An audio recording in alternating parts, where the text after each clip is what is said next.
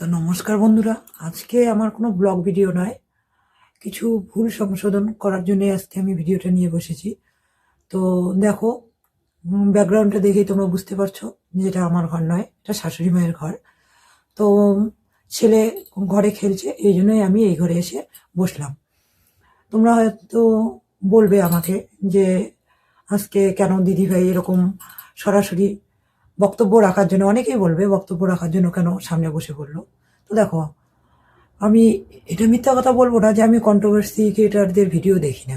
হ্যাঁ, আমি দেখি। এর আগের ভিডিওতেও আমি বলেছি যে কন্ট্রোভার্সি দিদি আমাকে ভিডিওটা কন্টিনিউ করার জন্য অনুপ্রেরণা দিয়েছে। তো এটা আমার মিথ্যা বলা হবে, আর আমি কোনোটাই মিথ্যা দিয়ে চলতে চাই না।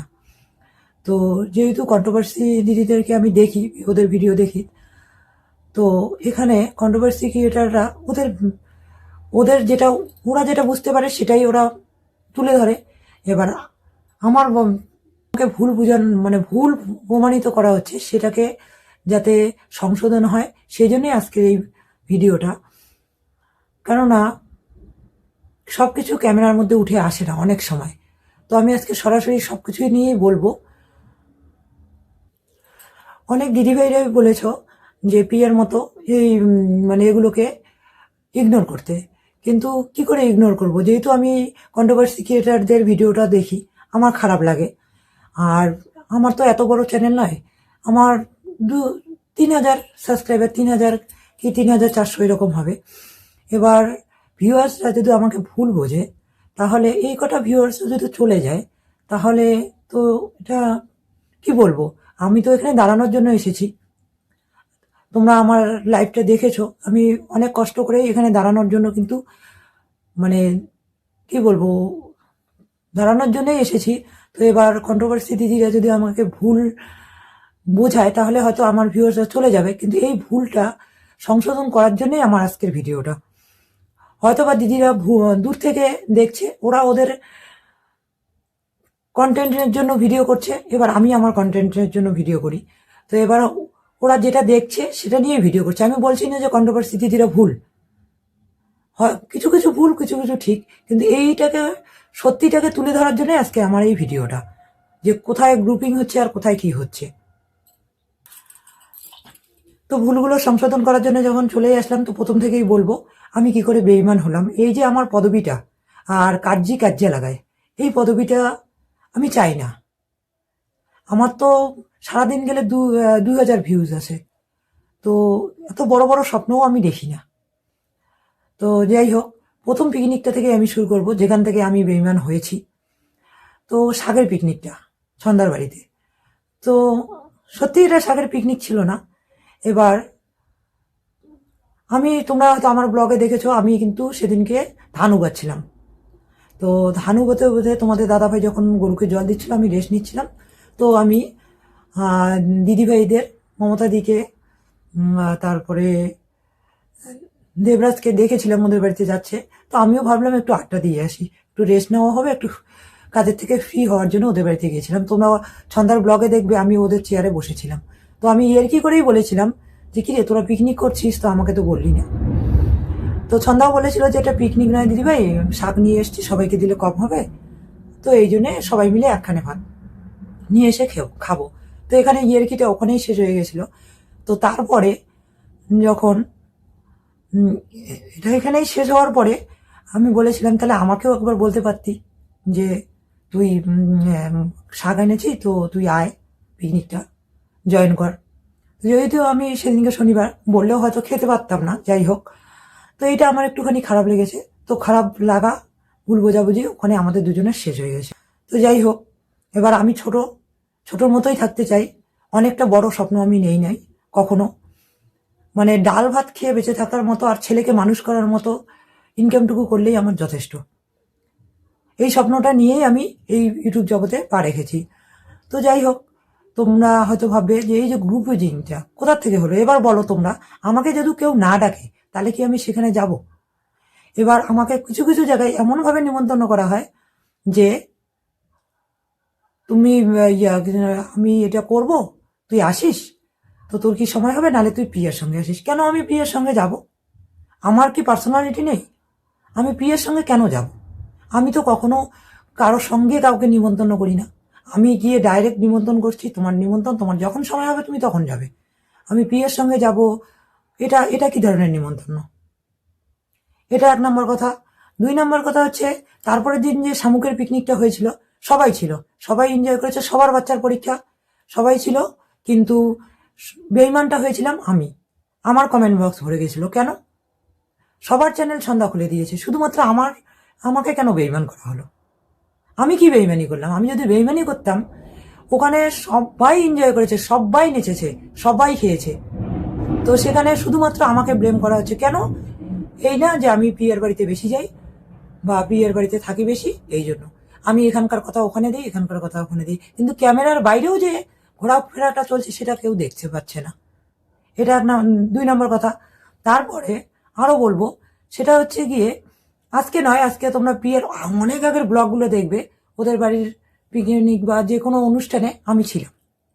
তো সেগুলো হয়তো মানে অনেক পুরনো হয়ে গেছে, তোমরা হয়তো দেখতে পাচ্ছ না ভিডিওগুলো। তো এখন বেশি যাচ্ছি কারণ আমি ব্লগ করছি, এটা তোমাদের ধারণা। আর গেলামই বা তাতে কি দোষ? যদি ওর দিয়ে আমার একটু চ্যানেলটা দাঁড়িয়ে যায় তাহলে অসুবিধা কোথায়? অসুবিধাটা কোথায়? সেটা তো কোনো অসুবিধা নেই। আর গ্রুপিং, এটা কি ধরনের কথা? কেউ যদি আমাকে নিমন্ত্রণ না করে, এবার আমার ছেলের বার্থডেতে আমি যদি নিমন্ত্রণ না করতাম, আর আমি যদি গ্রুপই করতাম, দল বাজাবাজি করতাম, তাহলে আমার ছেলের বার্থডেতে সবাই অ্যাটেন্ড করতো না, আর সবাই পরিবেশন করতো না, বা সবাই হাতে হাত লাগিয়ে কাজ করতো না। তো এবার তারপরে অনেক সেলিব্রেশন হয়েছে যেখানে আমি ছিলাম না। এর আগেও আমি ভিডিওতে বলেছি যে কেউ যদি আমাকে ডাকে তাহলে আমি তার বাড়ি যাব, আর কেউ যদি না ডাকে তাহলে আমি তার বাড়ি যাব না। এবার তোমরাই বলো, কেউ যদি আমাকে ক্যামেরাতে তুলতে না চায় তাহলে আমি তার ক্যামেরায় কি জোর করে উঠবো? জোর করে ওঠাটা কি সম্ভব? সেটা নিশ্চয়ই সম্ভব নয়।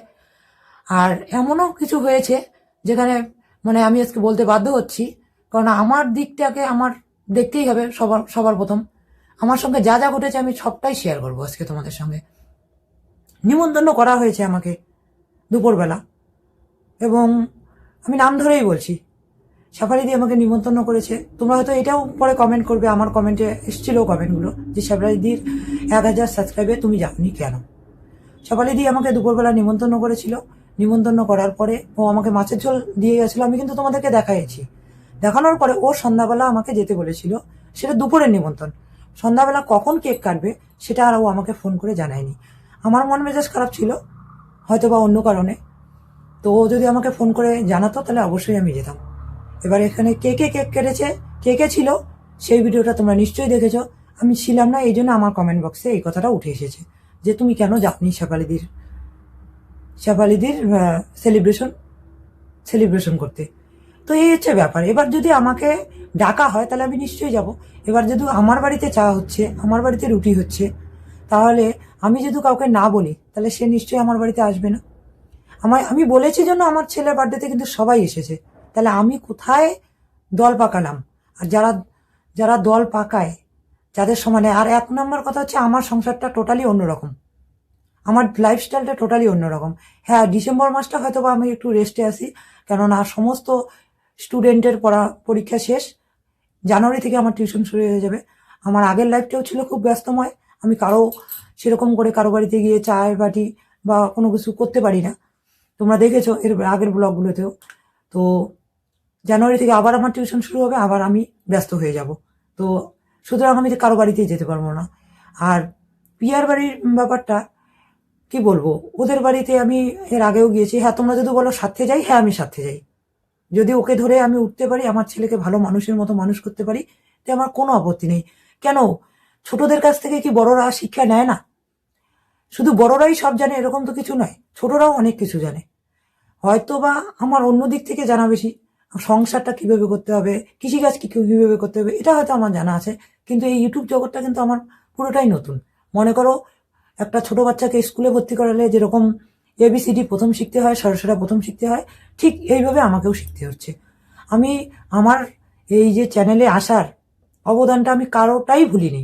সন্ধ্যা আমাকে চ্যানেল খুলে দিয়েছে, এটা আমি বলেছি। প্রিয়াও আমাকে হেল্প করেছে, এটাও আমি বলেছি। তার মানে এই নয় যে আমি গ্রুপবাজি করছি। তো তোমরা কেন বারবার আমাকে, আর কি মানুষ পাচ্ছ না তোমরা? তোমাদের কেন মনে হচ্ছে যে আমি দল বাজাবাজি করছি?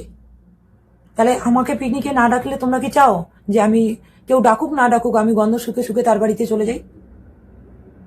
এবার আমারও তো সংসার আছে, আমারও স্বামী আছে, সন্তান আছে, আমার শাশুড়ি আছে, আমারও একটা দায়রা আছে।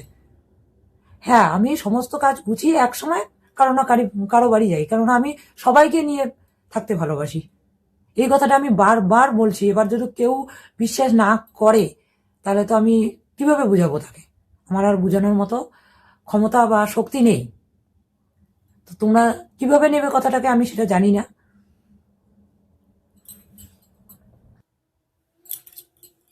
প্রিয়া যে আমাকে হেল্প করেছে এটা তো বাস্তব সত্যি। ও হয়তো হ্যাঁ, কিছুটা আমারও ভুল যে ও আমাকে অনুপ্রেরণা দিচ্ছে এবং চ্যানেল খোলার জন্য আজকের থেকে না, প্রায় প্রথম থেকে বলছে আমি সাহস কুলাতে পারিনি। এটাও সত্যি। কিন্তু যখন দেখছি মানুষ কখন একটা বড় কাজে লাফিয়ে পড়ে, যখন তার পিঠটা দেওয়ালে ঠেকে যায়।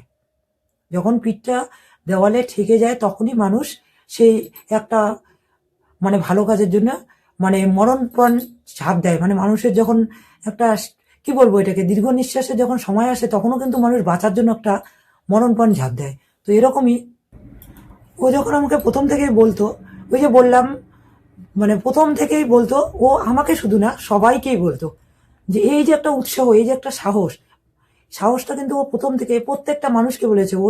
ও এত পরিশ্রম করে ওকে তো সেই যখন ওর চ্যানেলটা ছোট্ট ছিল তখন থেকে দেখে আসছি।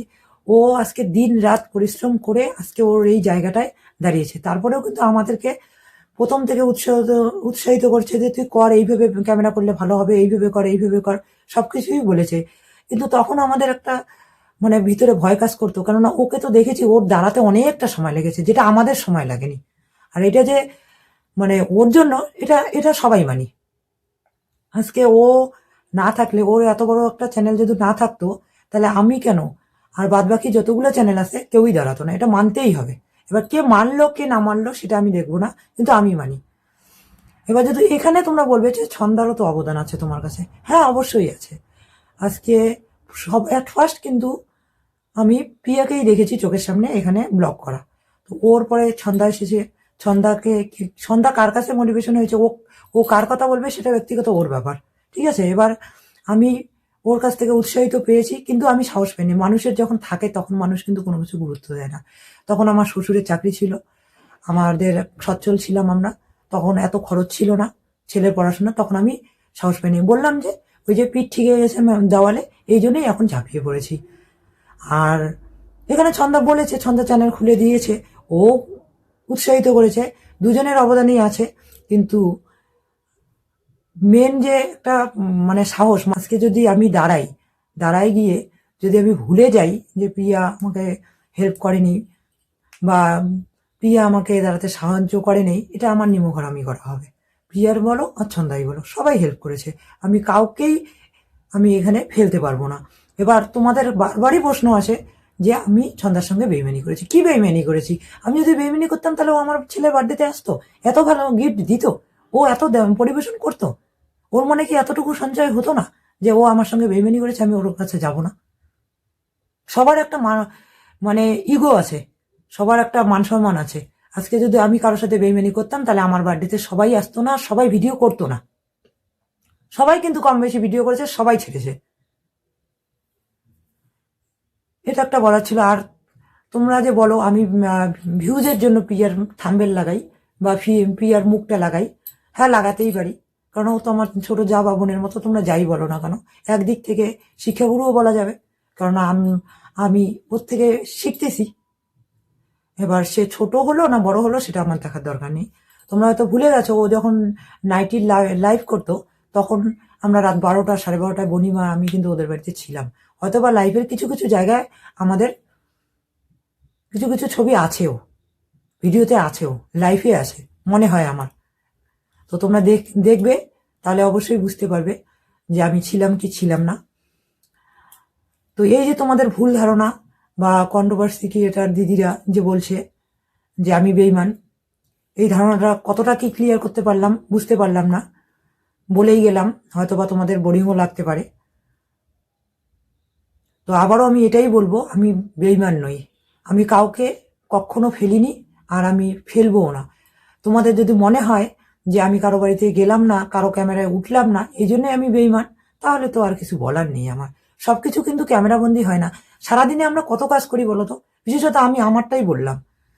সকালে উঠে এই যে আমার যে এত বড় এরিয়া, আমি যদি বাড়ির হোম ট্যুরটা দেখাই তোমাদেরকে, তোমরা দেখতে পারবে আমার কতটা এরিয়া ঝাড় দিতে হয়। মিনিমাম আমাকে আধা ঘন্টা ঝাড় দিতে হয়। কতটা এরিয়া ঝাড় দিয়ে বাসি কাজ করে টাইমলি চা, টাইমলি খাবার সবকিছু করতে হয়। করার পরে এবার যদি আমি সম্পূর্ণ আমার লাইফস্টাইলটা তুলে ধরি না, তাহলে হয়তো 12 ঘন্টাই লাইফস্টাইল হয়ে যাবে। তা সম্পূর্ণ কি লাইফস্টাইলটা আমরা তুলে ধরি না? এখানকার একটু, এখানকার একটু, এইভাবে তুলে তুলে ধরি। যে এখানে ঝাড় দেওয়া শুরু করলাম, একটুখানি দেখালাম, তারপরে হয়তো স্পিড করে দিলাম। পিছন সামন যেদিন তোমরা আমার ব্লগে দেখবে, যেদিনকে আমি ঘরের সামন ঝাড় দিই, সেদিনকে ওইটুকুই দেখাই আমি। আমি যে উঠানটা ঝাড় দিয়ে বের হয়ে গেছি এটুকু কিন্তু দেখাই না। তো এই একটা ব্লগে সম্পূর্ণ দেখানো সম্ভব না। তো এবার কার ব্লগে কে থাকলো না, এটা নিয়ে বারবার যদি আমাকে তোমরা এইভাবে ইসে করো, তাহলে তো আমার আর কিছু বলারই থাকবে না। আর আমি বারবারই বলবো আমি বেইমান নই, আর আমি কোথায় বেইমানি করলাম সেটাও বলবে। আর কেউ যদি আমাকে ক্যামেরাতে তুলতে না চায়, তাহলে আমি তার সামনে যেতে পারবো না ক্যামেরায়। আর আমি কারো অনুমতি ছাড়াও তার ক্যামেরায় বন্দি করতে পারি না তাকে। সে আমার বাড়ি আসলো, আমি তাকে ক্যামেরায় তুলে নিলাম। এটা কিন্তু গ্রাম। গ্রামে না সবাই ক্যামেরার সামনে আসতে চায় না, সবার একটা হেজিটেশন আছে, সবাই আসতে চায় না। দেখবে আমাদের বাড়ির সবাইকে এখনো আমি দেখাতে পারিনি। সবাই সবাই আসতে চায় না। আমার শাশুড়ি মাই খুব কম আসে ক্যামেরায়। তো এটাই হচ্ছে ব্যাপার। আর আমার পক্ষে সম্ভব নয় যে আমার সংসারের কাজ ফেলে রেখে আমি চেঁচে কারো বাড়িতে গিয়ে ভিডিও করি। এবার কেউ আমাকে তুললে আমি তাকে নাও করি না, আবার আমি অবশ্যই তার কাছে পারমিশনটা নিয়েই ভিডিওটা তুলি। আর শেষে এটুকুই বলবো যে আমি বেইমান নই। যে আমাকে ডাকবে আমি তার বাড়িতেই যাব, আর যে আমাকে ডাকবে না আমি তার বাড়িতে যাব না। এবার কে আমাকে ভিডিওতে তুলবে, কে আমাকে ভিডিওতে তুলবে না, সেটা একান্তই তার পার্সোনাল ব্যাপার। আর দ্বিতীয়বার বেইমান বলার আগে তোমরা একটু আমার লাইফটাকে ভালো করে দেখো আর আমাকে বোঝার চেষ্টা করো। আমি আর এই বেইমানির যে খোলসটা আদৌ ফেলতে পারবো কি পারবো না জানি না, যতটুকু পারলাম তোমাদের সঙ্গে শেয়ার করলাম।